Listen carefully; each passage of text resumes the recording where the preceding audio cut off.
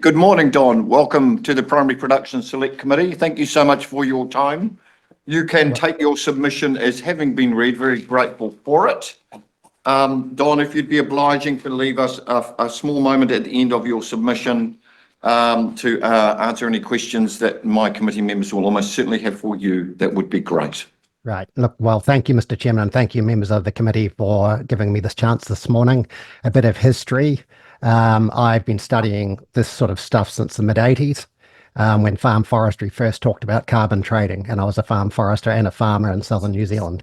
Fast forward to 1998, Kyoto Protocol period. I was junior in Fed Farmers. 2003 was the MC on the steps of Parliament when the tractor drove up on that massive protest.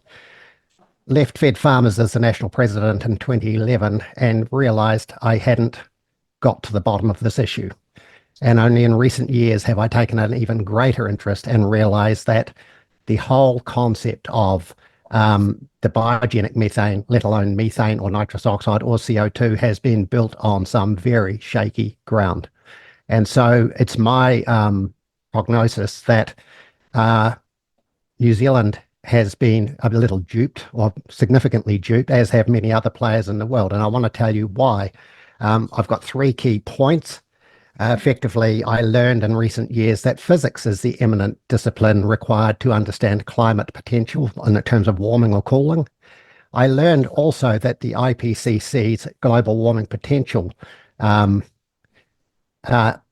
aspect was very cautiously promulgated in 1991, and is also sort of a bit erratic in the way it's been formulated in recent, or carried on in recent years. Now I want to show you why in some screen sharings, if I could, if the team has got those up. The first first document I have was to show the forcing if you doubled CO2.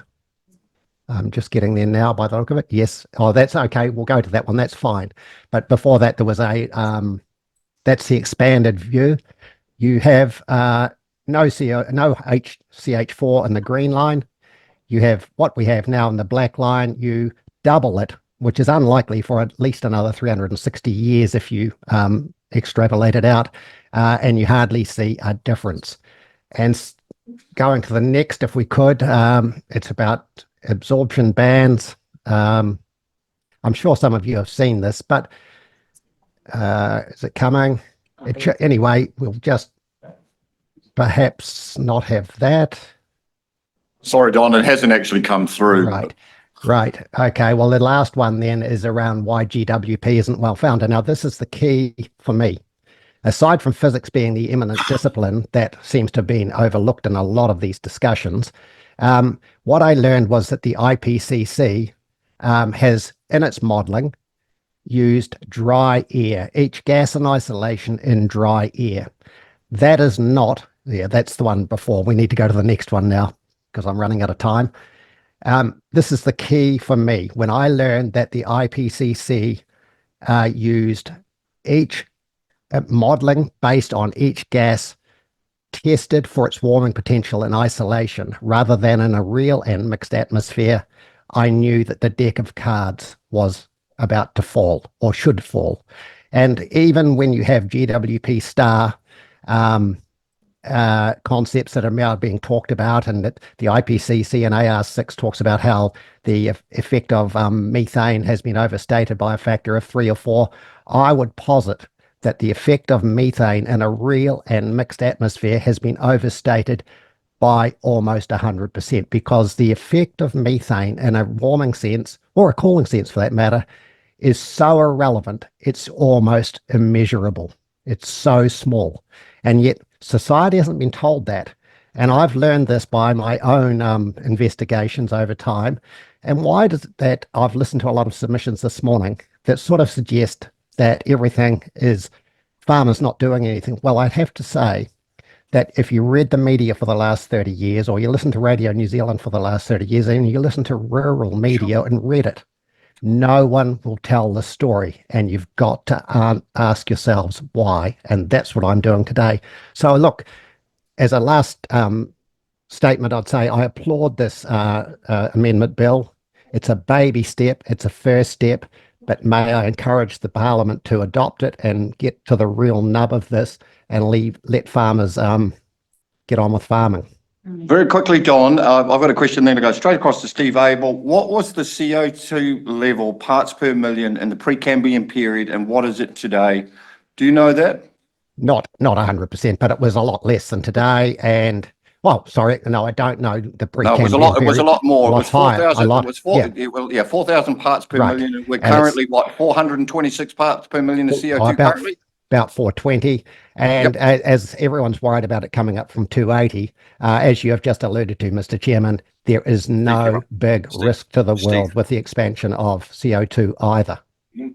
I've got a question from Steve Abel, my friend. Thanks. So we currently have the international IPCC with 195 member states and literally hundreds of scientists poring over this data and this information constantly. What is the scientific background that you bring to this argument that overrides all of that international evidence and all of that international science? Well, that's it's a reasonable question, sir, but I would suggest that I read quite well, just like you do. And what I've learned is that if you're in the pay of a government or a corporation or someone else, you're going to write what they expect you to write. When you get scientists that are not in the pay or have retired, they actually say what they want to say. And that's the sort of scientists I want to hear from, the real people that don't have an agenda behind them. So my supplementary to that is what is the agenda from industry that encourages a big reduction in greenhouse gas emissions? Because the biggest lobbyists against that are the fossil fuel industry and agribusiness, because they're the ones that are most impacted by the scientists who say we have to remove greenhouse gas emissions. So how would a scientist in the pay of those industries be encouraging a reduction in greenhouse gases? Well, I didn't say they're in the pay of those industries. I'm just saying they're not in the pay of any industry. They're very clean and clear and away from the pay of any industry. And they actually have output that is, to me, very, very robust and rigorous. And in fact, it doesn't appear to hit the ears of politicians, let alone policymakers in this country, or any country for that matter. So why am I better than anybody else? I read, it's available, but not everybody else reads what I read by the look of it. Just trying to understand, what are the industries that are paying off the 195 nations and the scientists? Or what are the industries that are incentivizing the IPCC scientists to suggest we need to reduce methane, nitrous oxide and carbon dioxide emissions? Well, that's the direction that the United Nations IPCC has indicated. They right from 1988-90, in fact, further back, this whole idea that CO2 was a pollutant was the idea promulgated, and clearly CO2 is now not what it's deemed to be. It is certainly not a pollutant, as it's been talked about even this morning. It's actually a global plant food, believe it or not. And of course, if you take that into account, methane on top, nitrous oxide on top, all irrelevant, all completely overshadowed and dominated in the radiative forcing spectrum by water vapor. So look, we can buy into this nonsense or we can't. I'm saying to you that net zero nirvana will end up net zero nightmare. That's where it'll end. Thank you, Don. Very grateful for your time this morning. Always good to see you. Thank you, sir, for your insights.